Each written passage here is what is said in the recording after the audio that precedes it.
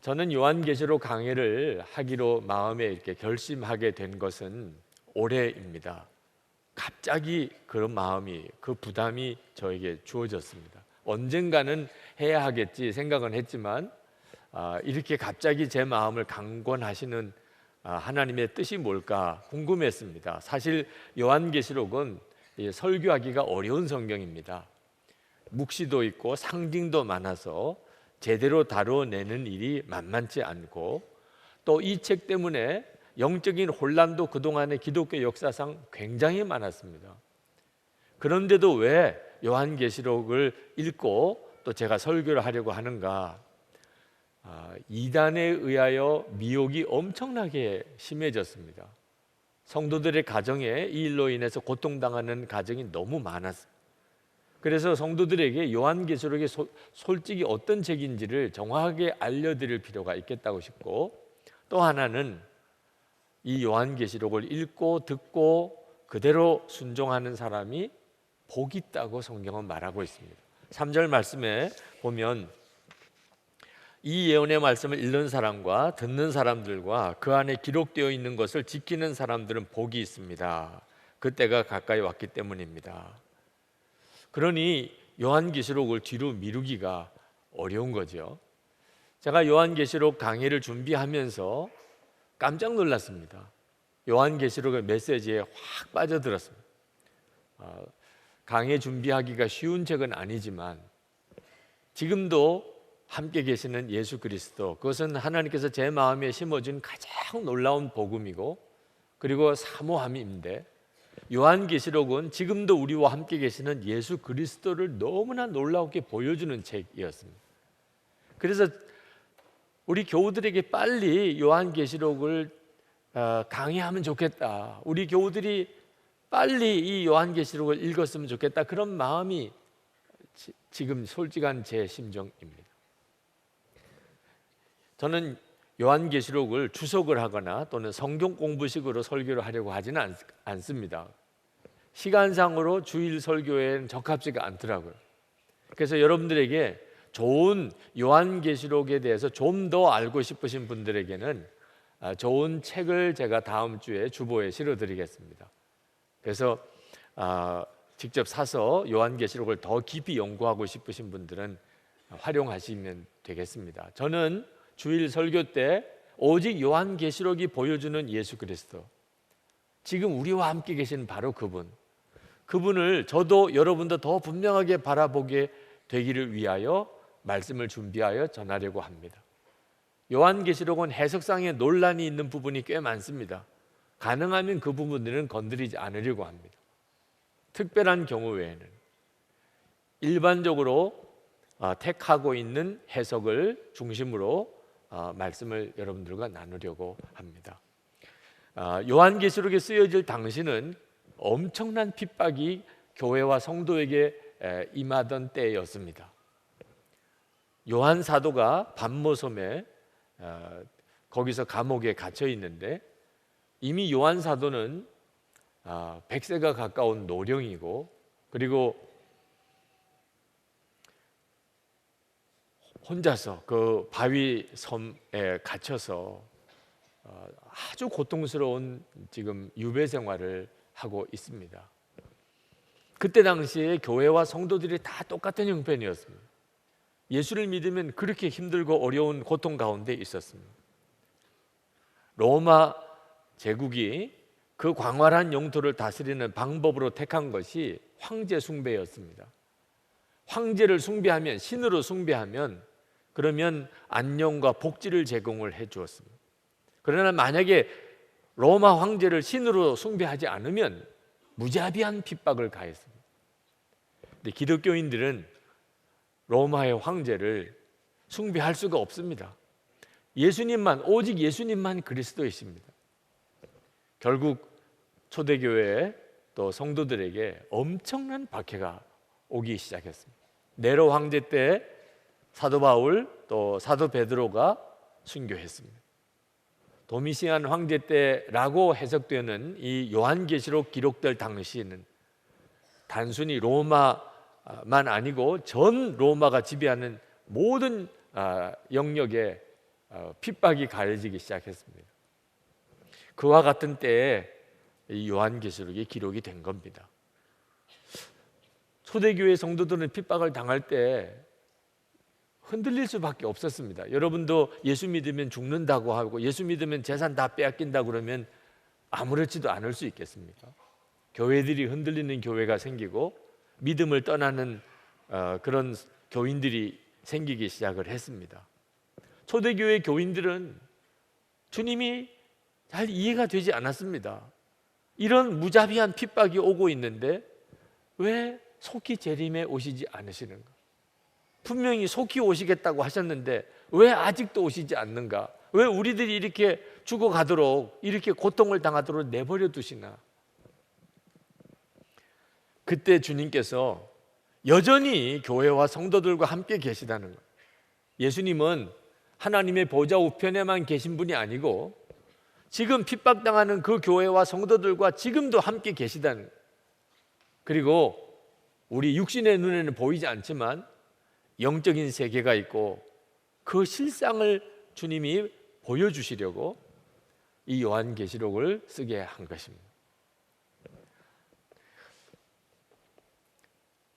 이 초대교회 성도들에게 있어서 가장 두려움은 죽는 것입니다. 그런데 예수님은 죽음을 이기시고 부활하신 분이시죠.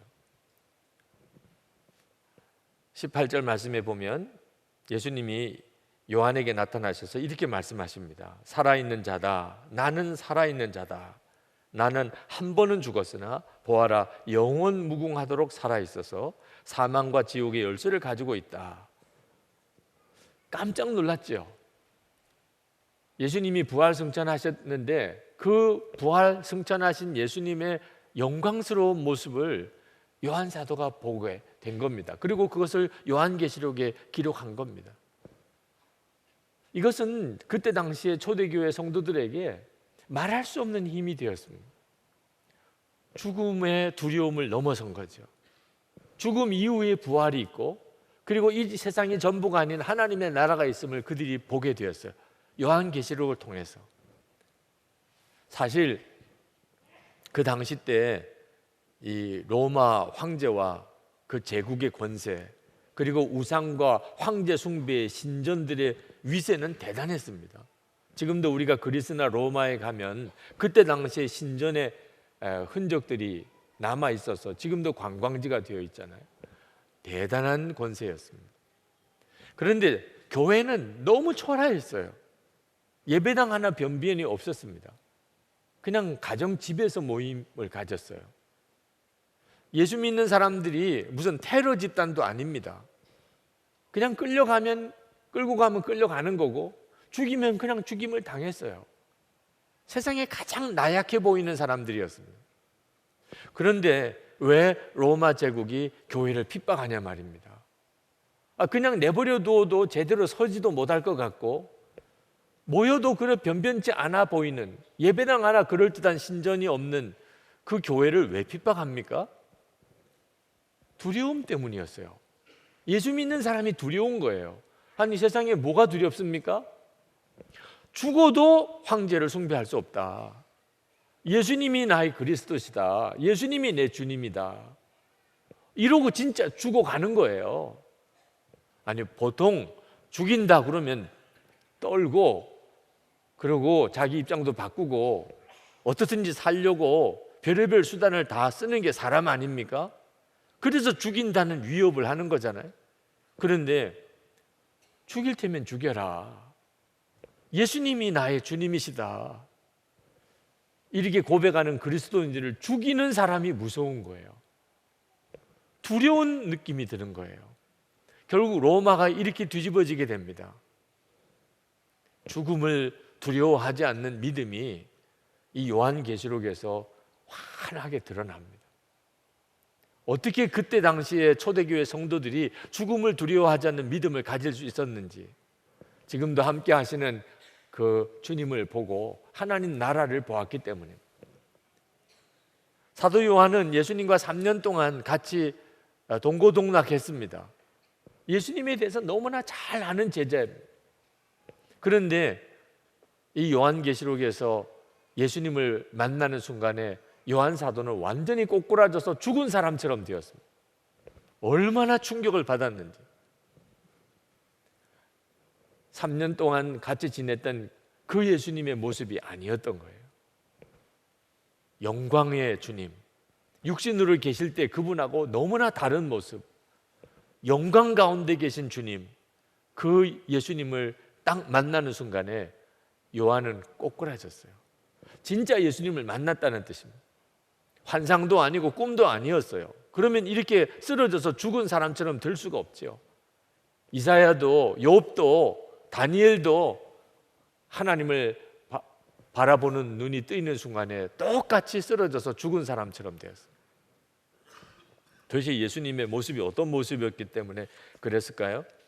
13절부터 16절까지 이렇게 기록합니다. 그 촛대 가운데 인자와 같은 분이 계셨습니다. 그는 발에 끌리는 긴 옷을 입고 가슴에는 금띠를 띠고 계셨습니다. 머리와 머리털은 흰 양털과 같이 또 눈과 같이 희고 눈은 불꽃과 같고 발은 풀무불에 달구어 낸 놋새와 같고 음성은 큰 물소리와 같았습니다. 또 오른손에는 7뼈를 쥐고 입에서는 날카로운 양날칼이 나오고 얼굴은 해가 강렬하게 비치는 것과 같았습니다. 여러분, 이 하나하나의 묘사는 다 상징입니다. 해석이 필요한 거죠. 그러나 어떤 것도 정확한 해석이라고 할 수가 없어요. 전체적으로 보면 말로 설명할 수 없는 모습이었다는 거예요. 영광의 주님, 요한이 보고 쓰러져서 죽은 것처럼 된 그 주님의 모습은 도대체 사람의 말로 자세하게 묘사할 수 없는 그런 영광스러운 모습이었다는 거예요. 주님은 쓰러진 요한을 다시 이렇게 세웁니다. 그리고 소아시아 7교회에 주실 말씀을 들려주시고 그것을 기록하여 보내라고 그렇게 지시를 하십니다. 이 요한계시록의 중요한 포인트는 미래에 있는 게 아니고 현재에 있다는 것입니다. 예수님은 분명히 그때 당시에 소아시아 7교회에 이 서신을 보내셨어요. 예수님의 관심은 그 소아시아 교회였고 그 성도들의 지금의 삶이었습니다. 물론 요한계시록에는 미래에 대한 말씀들이 계속 나옵니다. 오늘 1장에도 보면 1절에 이 계시는 곧 일어나야 할 일들을 그 종들에게 보이시려고 그랬고 7절에 보면 보아라 그가 구름을 타고 오신다. 눈이 있는 사람은 다 그를 볼 것이요 그를 찌른 사람들도 볼 것이다. 땅 위의 모든 족속이 그분 때문에 가슴을 칠 것이다. 19절에 그러므로 내 본 것과 이제 있는 일과 장차 될 일을 기록하라. 분명히 미래에 대하여 주님은 말씀하시고 보여주셨습니다. 그러나 가만히 이 계시록을 읽어보면 미래에 대한 내용들은 다 묵시와 상징으로만 묘사를 하셨습니다. 그 말은 구체적으로 실제적으로 되어질 일과 또 때와 과정은 알지 못하게 하셨다는 겁니다. 여러분, 새로운 차가 만들어지면 도로 주행 시험을 거치는데 그때는 검은 천으로 이렇게 차를 덮어놓죠. 그래서 새 차가 이번에 또 출시되는 모양이구나 알지만 그 실제적인 외형은 한동안 비밀로 감춥니다. 똑같아요. 예수님께서 미래에 대해서 말씀하시지만 천을 덮어두신 것과 같아요. 미래가 분명히 하나님의 심판의 때가 있고 우리 주님의 재림의 때가 있고 그리고 악한 영은 완전히 꺾어지고 새하늘과 새 땅이 이 땅에 임하겠구나. 이건 알 수 있지만 구체적으로 언제 어떤 과정을 통해서는 모르게 하셨어요. 그런데 안타깝게도 예수님이 이렇게 덮어놓은 천을 자꾸 들춰내려는 분들이 많아요. 도대체 언제 주님이 오실까? 정말 지금은 진짜 종말인가? 도대체 종말이 어떤 징조가 있을까? 온통 관심이 거기에 있어요. 여러분, 요한계시록은 666이나 베리칩이나 또는 무슨 적그리스도나 휴거나 그런 내용을 담고 있는 책만 아닙니다. 요한계시록이 정말 정말 말씀하고 싶은 것은 지금 현재 우리가 어떻게 살아야 하는가 하는 것입니다. 지금 인터넷에 보면 요한계시록과 관련해서 온갖 이야기가 난무하고 있습니다. 온통 관심은요, 지금이 종말의 때냐, 그러면 증거가 뭐냐, 지진이 일어나고 전쟁이 일어나고 이게 다 종말의 증거다. 그러면 종말은 언제 오냐? 요한계시록을 그런 관심을 가지고만 보는 겁니다. 우리 집단에만 들어와야 마지막에 휴거될 수 있는 사람 수에 들어갈 수 있다. 이단들은 그렇게 미혹합니다. 사람을 두렵게 만들고 그리고 뭔가 공포를 조장하는 이런 분위기는 다 요한계시록에 대한 정확한 해석이 아닙니다. 예수님께서는 요한에게 예언을 주시고 앞으로 종말에 될 일을 말씀하신 뜻이 지금 소아시아 교회 성도들에게 그들의 삶 속에서 주님이 하고 싶은 말씀이 있으셨기 때문에 그 말씀을 하신 겁니다. 앞으로 될 일을 너희들이 분명히 알고 지금 정신 차려서 살아라. 핍박이 오고 환난이 오지만 앞으로 될 일을 내다보고 흔들리면 안 된다. 하나님의 말씀대로 사는 일에 조금도 어긋남이 없어야 한다. 예수님께서 지금 말씀하고 싶은 것은 바로 그 내용이었어요. 저는 오늘 이 1장을 묵상하면서 참 울었습니다. 요한 사도의 심정을 생각했어요. 반모섬에 홀로 갇혀서 그 노구에 말할 수 없는 고통스러운 기간을 보내는 요한 사도. 근데 요한 사도는 진짜 힘든 것은 육신의 고통이 아니었습니다. 마음이 무너진 거예요. 핍박이 오고 환난이 오니까 교회들이 무너지기 시작했어요. 그렇게 예수님을 믿고 구원받은 그런 성도들과 교회가 한순간에 믿음 잃어버리고 또는 세상과 타협하고 또는 첫사랑 잃어버리고 이렇게 교회는 끝나는가? 복음은 여기서 중단되는가? 요한 사도가 겪는 고통은요, 바로 그것이었어요. 근데 주님은 요한 사도에게 여전히 주님은 교회를 사랑하시는 거예요. 소아시아 7교회를 주님은 여전히 붙잡고 계신 거예요. 그 교회 사이를 주님이 거닐고 계신 것을 분명히 보여주셨어요. 요한 사도는 예수님께서 말씀하시는 말씀과 그리고 보여주시는 여러 가지 환상들을 통해서 그는 아마 너무나 감격스러워서 울었을 거예요. 저도 똑같은 심정이었습니다. 한국 교회를 향하여 동일한 메시지를 주님은 주시고 계시다고 깨달았기 때문에 지금 한국 교회의 위상은 정말 바닥에 떨어져 있어요. 주위에 있는 많은 분들이 한국 교회를 비난합니다. 솔직히 예수를 믿는 우리들도 하나님의 말씀대로 살지 못하는 안타까움이 있습니다. 도대체 하나님은 한국 교회를 어떻게 보실까? 근데 이 요한계시록을 읽어가면서 우리 주님은 여전히 포기하지 않으신다. 한국 교회를 여전히 주님은 포기하지 않으신다. 버리지 않으신다. 여전히 한국 교회에 붙들고 계시다. 그 말씀을 주시는 것 같았어요. 지금 우리나라는 백척간두 위기 가운데 있습니다. 사실 우리 민족과 우리나라의 그동안의 처신을 보면 우리가 하나님 앞에 뭘 기도해야 될지 모를 정도예요. 하나님 보시기에 기쁘게 그렇게 살지를 못했습니다. 그러나 하나님은 이 나라를 긍휼히 여기시는 것을 깨닫게 하셨어요. 이 민족을 포기하지 않으시는 것을 이 요한계시록을 읽으면서 알게 하셨어요. 저에게는 외할머님이 계신데 어릴 때부터 정말 사랑을 많이 받고 자랐습니다. 저희 외할머님은 저를 보시면 세상에서 제일 똑똑하고 세상에서 제일 잘난 아이라고 그렇게 저를 여기시는 것 같았어요. 저는 그렇지가 않았습니다. 자기가 자기를 알지요. 그냥 저는 평범한 아이, 수줍어서 제대로 어디 누구에게 말 한마디도 제대로 못하는 어떻게 보면 좀 나약한 아이, 그런 아이였어요. 그런데 외할머님은 저를 세상에서 제일 똑똑하고 제일 잘난 아이로 그렇게 저를 보시는 거예요. 제가 위기가 올 때, 힘들 때 제가 계속 앞으로 나갈 수 있었던 것은 외할머님이 저를 그렇게 믿어주고 격려하고 그렇게 저를 응원하는 것 때문이었습니다.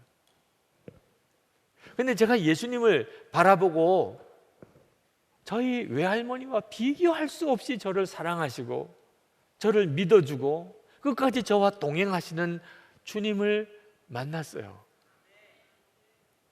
저는 정말 주님 앞에 부끄러운 게 많습니다. 주님이 저를 끝까지 그렇게 사랑하실 만한 사람이 못 돼요. 그런데도 한결같이 주님은 저를 떠나지 않으시고 그리고 저와 늘 동행해 주시고 그리고 저를 믿어 주셨어요. 저는 한국 교회를 보면서 하나님이 한국 교회를 외면하지 않을 것이라는 확신을 갖는 이유가 바로 저를 보고 깨달은 거예요. 우리 민족도 마찬가지입니다.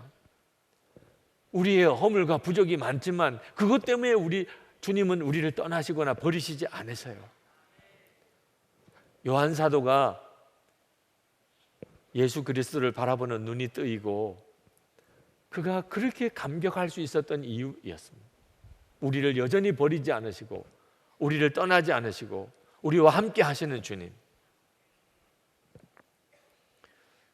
여러분, 세상이 너무 커 보입니까? 여러분 자신은 너무 작습니까? 하나님은 너무 막연하십니까? 그렇다면 여러분은 요한계시록을 읽어야 할 사람입니다. 요한계시록을 이렇게 작은 소책자 단권 성경으로 여러분에게 나눠드린 것은 읽으시라고 하는 거예요. 집에도 두고 직장에도 두고 가지고 다니면서 계속 읽으시라는 거예요. 휴대폰 더 이상 보지 말고 TV 뉴스 너무 얽매이지 마시고 이번 기회에 요한계시록을 100번이라도 읽어보시라는 거예요. 그래서 여러분들의 머릿속에 요한계시록의 그 모든 분위기가 그대로 새겨지게 되기를 바랍니다. 여러분이 읽으시면 그렇게 됩니다. 그러면 여러분의 삶에 놀라운 변화가 일어납니다. 여러분이 세상을 살아가는 동안 그동안에 그렇게 커 보이던 세상, 그 세상만 보았기 때문이죠. 그런데 요한계시록에서 보여주는 그 놀라운 분위기, 하나님의 나라, 지금도 함께 계시는 주님을 여러분이 머릿속에 그려지게 되는 순간에 세상은 아무것도 아닌 것처럼 여겨져요. 여러분들에게 부딪혀 있는 문제가 아무것도 아닌 것처럼 여겨져요. 이건 정말 놀라운 일이죠. 저는 소아시아 7교회에 말씀하시는 주님을 보면서 마음속에서부터 간절한 기도가 일어났습니다. 주여 우리에게도 말씀해 주옵소서. 소아시아 교회는 다 칭찬만 받은 거 아닙니다. 책망 많이 받았습니다. 그런데 저는 책망도 부럽더라고. 책망도. 여러분, 지금 주님이 우리에게 임하셔서 우리에게 말씀하시는데 책망을 하신다고 한다면, 이놈아 정신 차려, 그렇게 살면 안 돼, 회개해, 주님이 그렇게 말씀하신다면 저는 감격일 것 같아요. 아니, 책망이면 어떻습니까? 주님이 직접 말씀하셨는데 우리가 돌이킬 수 있는 힘이 거기서부터 오잖아요. 주여 책망이어도 좋으니 우리와 함께 하시고 내게 말씀하시고 우리 교회에 말씀하시는 것을 우리로 분명히 듣게 해 주옵소서. 소아시아 7교회 한 교회 한 교회씩을 주님이 다 말씀하시지 않았습니다. 우리의 문제는 주님의 음성이 들리지 않는다는 것. 나 자신에게 우리 교회에 주님이 뭐라고 말씀하시는지를 모르겠다는 것. 그러니까 함께 계신 것 자체를 모르겠는 거죠. 여러분, 정말 주님은 이 수많은 교회들을 다 일일이 아시고 말씀하실까요? 여러분, 이 수많은 여러분 한 사람 한 사람에게 주님이 다 말씀하실까요? 요한계시록을 읽어보시라는 거예요. 여러분이 이 계시록을 읽어가면 비로소 알게 됩니다. 주님은 말씀하시는구나.